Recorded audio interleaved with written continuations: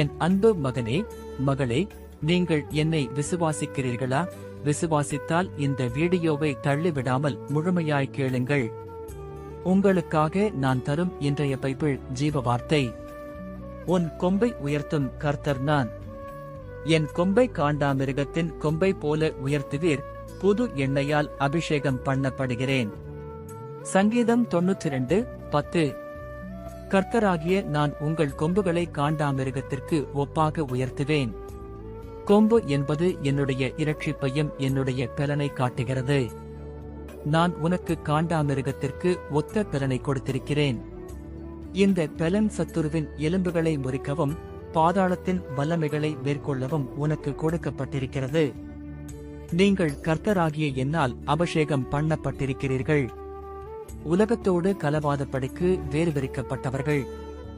நீங்கள் ஒருவனும் உன்னை சபிக்கவும் முடியாது, உன்னை மேற்கொள்ளவும் முடியாது.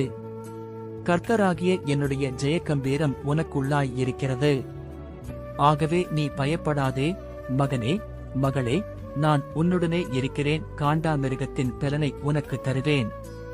கர்த்தராகிய என் அபிஷேகமும் ஆசீர்வாதமும் என்னுடைய பலனும் உனக்குள் இருந்தால் ஒருவனும் உன்னை தொட முடியாது.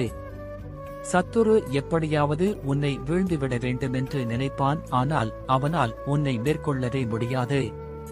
காரணம், நீ என்னால் அபிஷேகம் பண்ணப்பட்டவன், நீ கர்த்தரால் வேறுபிரிக்கப்பட்டவன், நீ கர்த்தரால் ஆசீர்வதிக்கப்பட்டவன். கர்த்தராகிய நான் உனக்கு காண்டாமிருகத்திற்கு ஒத்த பலனையும் கழுகுக்கு சமமான பலனையும் கொடுத்திருக்கிறேன்.